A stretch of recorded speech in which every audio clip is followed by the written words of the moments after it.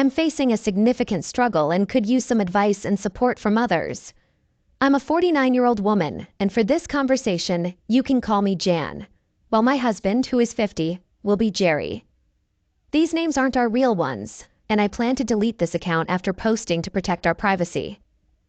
Jerry and I have enjoyed a happy marriage for 27 years and have two wonderful children, a 26-year-old son and a 24-year-old daughter. He was my first love and remains the only man I've ever truly loved. We've been a couple for over 30 years, having started dating when I was 18. I fell head over heels in love with Jerry, and he proposed to me just 7 months into our relationship. I eagerly accepted and was ready to marry him right then and there. At that time, he was in his second year of college, and I was working at a local hardware store franchise in our hometown. Our plan was to remain engaged until he graduated and secured a job before tying the knot. I was perfectly fine with this, even though it meant waiting nearly 3 years to get married, because my love for Jerry was so deep, and I was excited about spending the rest of my life with him. The college he attended was located in the capital city of our state, a little over 2 hours from our hometown. Normally, he would come home nearly every weekend to be with me. However, there were occasional weekends when he stayed at school to study or due to bad weather. On those weekends, we'd spend hours on the phone, talking multiple times a day. Keep in mind, this happened about 30 years ago, so there were no smartphones, texting, or internet. We relied on good old-fashioned landline phones. It's funny, I feel so old reminiscing about this. Around a year into our engagement, I started feeling impatient and suggested we get married sooner instead of waiting another 2 years until he graduated. I explained how much I wanted to become his wife, expressing my concerns that he might meet someone else at school and leave me, which was probably just me projecting my fears. Jerry reassured me that he would never do such a thing and professed his love. He pointed out that waiting would allow us to make sure we were truly compatible and financially ready to start a family. Now, here's where I made a big mistake. There was this guy, let's call him Jim, who was an electrician and a regular customer at the hardware store, coming in for supplies 2-3 times a week. We had a friendly rapport and exchanged pleasantries during his visits. Over time, he began flirting with me and making advances. I told him, "I'm sorry, but I'm engaged." Jim responded by saying he was engaged too, but he felt such a strong connection that he'd be willing to take a risk for one chance. This back and forth flirting continued for weeks. Then, one weekend, when Jerry unexpectedly informed me that he'd have to stay at school for the next 2 weekends, I made the regrettable decision to go out with Jim. We went on a couple of dates, and after our third date, things escalated, and I ended up in his bed. We met at Jim's apartment 3 more times over the next 2 weeks while his fiancée was at work. I know what you're probably thinking about me right now, and I have to agree with you. I believe I temporarily lost my sense of judgment. However, as soon as Jerry returned home, I came back to my senses and immediately ended things with Jim. Jim was devastated and tearfully pleaded with me to elope and run away with him. Breaking his heart was something I hated doing, but I remained firm and told him that we needed to erase this from our lives. I made it clear that we were both engaged, and Jerry was the love of my life. Jim and I went our separate ways. He stopped coming to the store, and I haven't spoken to him in 29 years. 2 months later, he married his fiancée, let's call her Susie. Then 19 months later, I married Jerry. Since that time, we've had a happy marriage, and I genuinely mean that. We had a traditional marriage, with Jerry as the provider, protector, and an excellent father, while I took care of the family, managed the household, and was a devoted stay-at-home mom. We loved our lives, and had what most would consider an ideal marriage. However, all of this was shattered 3 days ago due to my carelessness. Now here's the backstory. Throughout my teenage years, and right up until a year before I married Jerry, I kept a detailed diary. When I moved out of my parents' house, I stored the diary in a cardboard box along with my yearbooks and other school mementos. We placed this box and similar ones filled with school memories in the basement of our new home. Those boxes remained in the same spot in our basement for more than 25 years without anyone touching them. Honestly, I completely forgot about the contents of those boxes, including the fact that my diary was in one of them. Then, this past Saturday, Jerry decided it was time to tidy up the basement and transfer everything from those boxes into plastic storage bins. He spent the entire morning cleaning down in the basement. When he finally came upstairs, he didn't say a word and headed down the hallway. I assumed he was just tired and was going to take a shower. He went into the bathroom and stayed there for a good 45 minutes. I checked on him, and he told me he was fine. Just reading. Little did I know, what he was actually reading was my diary, which he found in one of the boxes. After he emerged from the bathroom, he walked right up to me, holding the diary, and said, "Look what I found." His face was filled with disgust and anger like I had never seen before. He then opened the diary and began reading the pages where I had written about Jim. I immediately asked him to stop and assured him I could explain, but he continued to read. I started crying and begged him to please stop, but he kept reading, growing increasingly agitated and speaking louder as he read on. When he finished reading, I attempted to speak, but he interrupted me, saying, "Go pack a bag." I asked him why, and he replied firmly, "You're going to your parents." I didn't want to upset him further, so I went ahead and started packing. After I finished packing, I attempted to talk to him, but he simply said, "Leave." I pleaded with him, even going down on my knees, hugging his legs and begging, but he continued to insist, "Leave." By this point, his face had turned red and veins were bulging from his forehead. I had never witnessed him so furious. He has always been a composed and level-headed person. I left the house and drove to my parents' place. Once there, I explained what had transpired to them. They were taken aback and disappointed. My parents, both 81 years old, hold Jerry in high regard, considering him like a son. I clarified that what had occurred happened over 29 years ago, and I had remained faithful throughout our marriage. They were deeply upset, and the shock left them unable to speak. I made numerous calls and sent texts to Jerry throughout the night, but he never responded. The following morning, I received a call from my daughter, who began yelling at me, questioning how I could do such a thing to her dad. She mentioned that her father had a video call with her and her brother the previous night, during which he sent them a file containing the crucial pages from my diary. I felt embarrassed and tried to explain the situation to my daughter, but she wasn't receptive and hung up. I then attempted to reach our son, but he didn't answer my calls and disregarded my texts and voicemails. I also made numerous attempts to contact Jerry, but he remained unresponsive. I went back to our house and stayed there the entire afternoon, but he never returned. Eventually, I went back to my parents' house. A little after 4 p.m., I received a call from Jim's wife, Susie. Susie began using profanity, hurling terrible insults at me, and warned me to steer clear of her if I knew what was best for me. I attempted to engage in a conversation with her, but she too abruptly ended the call. Later that night, a good friend of mine called and informed me that Jerry was at a popular local bar, openly discussing the affair with everyone. I was devastated because this was entirely out of character for Jerry. My friend mentioned that he seemed intoxicated and not like his usual self, which greatly worried me because Jerry rarely ever drinks, typically having only 2 or 3 drinks in a year. I was extremely anxious and began calling and texting him repeatedly, but he remained unresponsive. I returned home and decided to wait for Jerry to come back. A little after 9 p.m., a friend of his dropped him off in our driveway. As soon as he entered the house, I embraced him tightly. Initially, he didn't respond, but eventually he started hugging me back and we began talking. I could smell alcohol on him, and he was in tears, questioning, "How could you do this to me?" I expressed my profound regret and explained that it had been a colossal mistake, emphasizing that it had occurred almost 30 years ago. He claimed that our life had been constructed upon a falsehood. He went on to berate himself, expressing anger at feeling simped by a loser of a man and a terrible wife.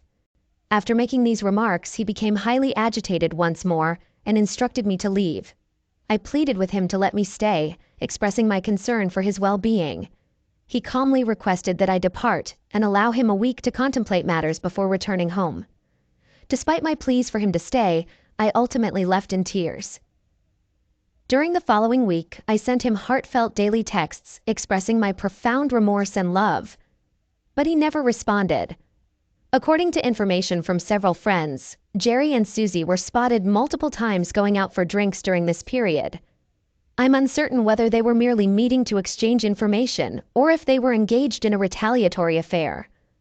All I can say is that I feel an overwhelming sense of guilt for what I did to Jerry. I learned that Susie kicked Jim out and was planning to divorce him. He is devastated and emotionally shattered. There have been rumors circulating that Susie has been involved in infidelity for years, and the person who informed me believes she might be using the diary as a pretext for divorce. Due to Jerry and Susie, nearly everyone in our town, which has a population of 3,600, now knows about the affair. Feedback I've received suggests that most people find Jim and me reprehensible, but feel that we should be forgiven since this all transpired nearly 30 years ago. For now, I'm staying at my parents' house, anticipating my return home next week to be with Jerry. I understand his pain, but I believe he's reacting excessively. I hope that over the next week he will come to his senses, and both of us can begin the healing process. What advice can you offer on how to best handle this situation? I acknowledge that my actions were terrible, but I believe Jerry has blown this out of proportion. The affair occurred almost 3 decades ago, and since then, we've had a wonderful marriage and family. He feels that our life was constructed on deceit, which I disagree with. What are your thoughts on this matter? Thank you for allowing me to share my feelings. Update. First and foremost, I want to express my gratitude to everyone for their valuable feedback. It has truly been beneficial. I've followed the advice of many by letting my husband take all the time he needs, assuring him that I'll be here when he's ready to have a conversation. It has been a few days, and I haven't received any word from him, but mutual friends have reported seeing him and mentioned that he appears to be doing well. I also want to emphasize that I have never reconnected with or had any contact with Jim since we put an end to our affair. Furthermore, I want to make it crystal clear that I have remained completely faithful throughout our entire marriage, and the thought of cheating on my husband has never crossed my mind, except for that regrettable 2-week period with Jim. Lastly, my relationship with my kids is strained at the moment, particularly with my daughter, who has been unkind. She unexpectedly decided to order ancestry kits for the family, and she called me with a hint of sarcasm, inquiring if there was anything I wished to disclose before proceeding with the order. I assured her that there was nothing to disclose and that I was looking forward to the results. That's all for now, and I'll provide another update next week once I'm back home. Update. I'm back in my house, but now my husband and I are legally separated and I'm absolutely devastated. When I returned home, Jerry handed me separation papers and informed me that he had relocated all my belongings to the spare bedroom. Additionally, he installed a keyed lock on our master bedroom to prevent my access. In our master bedroom, he's placed a small fridge, a food storage cupboard, and a coffee machine. At this point, I mainly see him when he's leaving for work or going out during the evenings. He's now handling all his cooking, cleaning, and laundry, and he's made it clear that we will be living as roommates without any commitments. He continues to meet with Susie and adamantly refuses to cease their interactions. Whenever I inquire about what's happening, he either ignores me or responds with, "I'm keeping a journal and I'll share it with you in 30 years. On several occasions when I attempted to initiate intimacy, he callously told me to go to Jim if I need something. I still can't fathom what's unfolded. It's as though he's discarded our love and developed resentment toward me. I feel utterly shattered.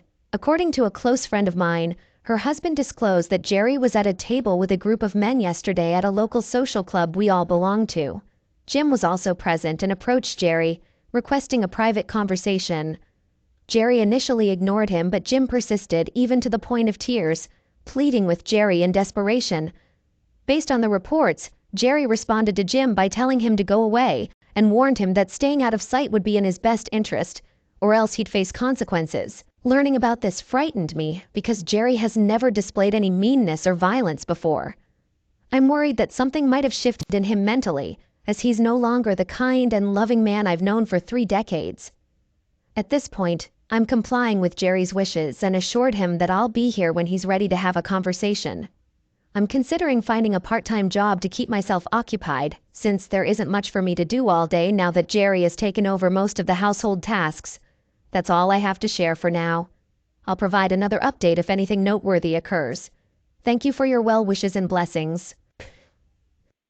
Final update.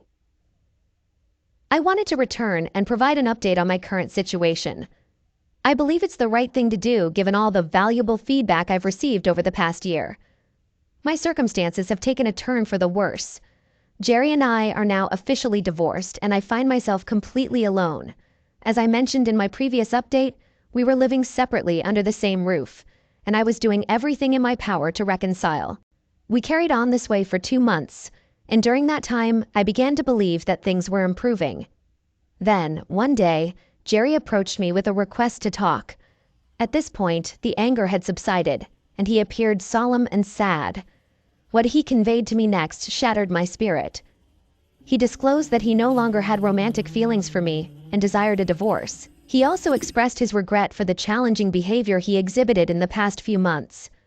I pleaded and implored him for several days, but his decision remained unwavering. He elaborated that he couldn't erase the memories of my infidelity and deception, particularly concerning me and Jim. Following this, he informed me that he had requested a transfer to the Tampa office and would be relocating closer to his parents, Sarasota, our daughter, Orlando, and son, Atlanta. This news left me utterly devastated. To cope with this situation, I've been attending therapy sessions 3 times a week, and it has been beneficial. My therapist explained that the discovery of the affair has fundamentally altered my husband, and he is no longer the same person. He now sees me through a different lens. She advised me to grieve this loss as if Jerry had passed away because the man I loved has forever changed and cannot be brought back. While my children were initially angry with me, they are now deeply saddened by our divorce. They had hoped that their father would eventually calm down and reconcile with me. Both of them have come home to visit and made efforts to facilitate reconciliation. But Jerry had already made up his mind. My parents are feeling nothing but sadness and despair due to this situation. As mentioned earlier, Jerry was like a son to them, and he provided a lot of support. I've been trying to persuade them to move to Florida, but they are resistant to the idea. They insist on staying in our hometown, even though most of their friends have passed away. I'll continue to work on them because living closer to my kids and Jerry would make me feel much better. On a positive note, I'm planning to visit my son in Atlanta and my daughter in Orlando during the holidays, which will keep me away for 2 months. While I'm there, I had also planned to visit my former in-laws in Sarasota. Surprisingly, when Jerry learned about my trip, he called and invited me to stay at his new place outside Tampa. I immediately accepted his offer. I hope that this might be an opportunity for us to reconcile. I believe he still loves me and misses me greatly, as both my daughter and son have told me. I think he needed to distance himself from this town and the painful memories, and his affair and divorce were a way of punishing me. Now that he's done that, I believe he realizes that our love is enduring and we are meant to be together. Regarding Jim and Susie, they have also divorced. I heard that Susie was quite upset about Jerry's move, as they had become close, and he had supported her through her divorce. She insists they were just friends, and Jerry has never admitted to anything, but I've heard they had a passionate affair for several months before Jerry relocated. She has already visited him in Florida, and this really pains me deeply. If having an affair was what Jerry needed to work through his feelings and find healing, I suppose I can accept it. I'm burdened with immense regret for my foolish affair, and feel incredibly foolish for not getting rid of that diary when I had the chance nearly 29 years ago. I even considered shredding it back then, but ultimately chose to keep it, shaking my head and kicking myself for that decision. All right, that was a fun story. Now let's move on to another exciting one. Stay tuned and let's dive in. Story 2.